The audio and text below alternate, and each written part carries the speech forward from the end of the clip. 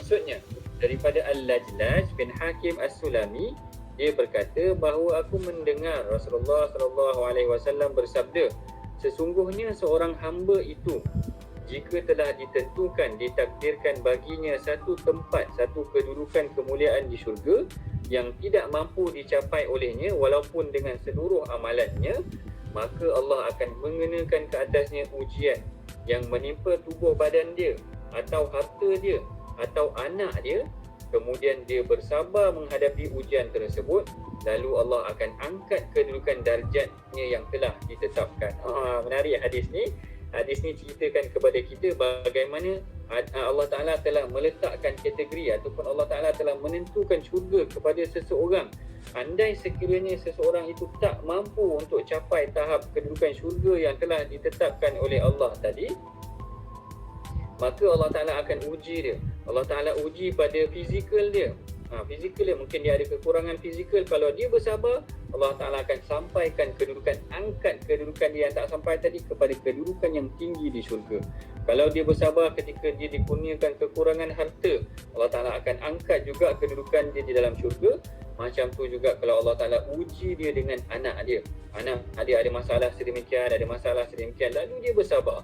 Lalu Allah Ta'ala akan angkat kedudukannya di syurga. Jadi daripada hadis ini secara umumnya juga kita boleh faham ibu bapa yang bersabar atas anak yang dikurniakan kepada mereka, terutama anak-anak yang mungkin ada spesifik kekurangan macam yang kita tengok nanti dalam huraian nanti, Allah Ta'ala ada potensi Allah Ta'ala akan mengangkatnya kedudukannya ke dalam syurga itu tadi. Hadis ini menjelaskan kepada kita tentang bagaimana Allah mengangkat darjat kemuliaan seseorang. Salah satu kaedahnya adalah hamba itu diuji dengan anaknya. Sekiranya dia berupaya bersabar, maka Allah akan mengangkat darjat seseorang itu berkat kesabaran dia membesarkan anaknya tersebut. Begitulah juga dengan ibu bapa yang diuji dengan anak-anak OKU ni tadi. Kesabaran mereka dalam membesarkan anak-anak ini adalah ujian yang berupaya mengangkat kemuliaan kedudukan mereka di syurga. Yang ni seperti mana yang dihuraikan oleh Syekh Mula Ali Al-Qari yang macam kita sebutkan pada awal tadi. Yang dimaksudkan dengan diangkat kedudukan mereka adalah diangkat kedudukannya di syurga. Ni kata beliau, dia kata minallahi manzilatan, itu maksudnya martabatun aliyatun fil jannah, iaitu yang dimaksudkan dengan mendapat tempat di sisi Allah ini adalah mendapat kedudukan yang tinggi di syurga. Oleh yang demikian, yang ni adalah satu motivasi juga untuk ibu ayah yang membesarkan anak-anak OKU, hendaklah mengambil peluang ini menjadikan mereka sebagai tiket untuk mendapat kedudukan yang mulia di sisi Allah, seperti mana yang diajarkan oleh baginda Nabi SAW. Baginda Nabi SAW yang mana baginda yang sering diajarkan oleh baginda Nabi, iaitu yang sering dilihat beginilah yang sering diajarkan oleh baginda Nabi, iaitu apa yang sering dilihat sebagai kekurangan oleh orang lain, baginda Nabi akan mengubah tanggapan negatif tersebut. Ini kita dah ajar tadi, mengubah tentang perspektif ataupun persepsi seseorang tu menjadi positif. Yang ni sama macam hadis yang seseorang yang diuji dengan anak perempuan. Dalam hadis yang lain, Rasul mengatakan, Rasul memberikan motivasi kepada mereka yang diuji dengan anak perempuan. Sebab macam saya sebutkan tadi, Arab dia tak suka sangat memiliki anak perempuan. Lalu Rasul datangkan mengubah paradigma mereka. Rasul memberikan pandangan, menggambarkan bahawa anak perempuan ini adalah tiket ke syurga juga sebenarnya, bahkan pelindung buat ibu bapa mereka daripada api neraka. Yang ni yang Rasul sebut dalam hadis yang diriwayatkan oleh Imam Tirmizi. Rasul kata, mani batuliya bi syai'in minal banat fasabara alaihinna kunna lahu hijaban minan nar. Barang siapa yang diuji dengan anak-anak perempuan lalu dia bersabar, maka anak-anak tersebut akan menjadi hijab pelindung buat ibu bapanya dari neraka nanti. Masya Allah. Yang ni kita ambil pengajaran bagaimana kalau seseorang, satu pasangan itu, satu keluarga itu diuji dengan keadaan yang sedemikian, dikurniakan anak yang dibesarkan dalam susah payah. Ambil kesempatan ini kerana anak-anak ini yang akan mengangkat kedudukan mereka mudah-mudahan ke dalam syurga itu nanti. Selain daripada kalau anak yang sempurna, doa anak-anak itu yang paling penting. Maknanya doa anak-anak yang saleh itu yang akan membawa mereka ke syurga, menyelamatkan mereka di dalam kubur.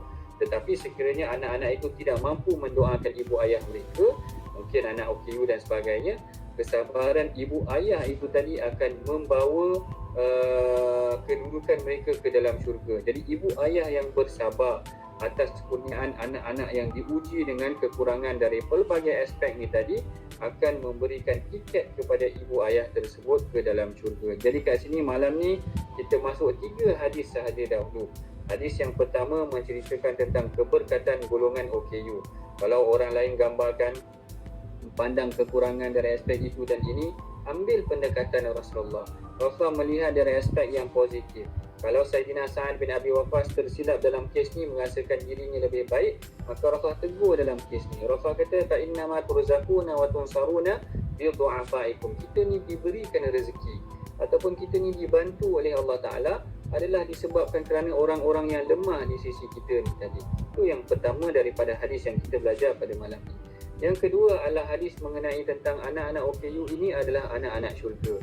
Yang ini diambil daripada hadis riwayat Sahih Muslim yang mana Rasulullah menceritakan bagaimana anak-anak kecil yang meninggal sewaktu kecil tidak mempunyai dosa, lalu anak-anak kecil ini akan memimpin, memegang tangan ibu ayah mereka, memimpin tangan ibu ayah mereka masuk ke dalam syurga.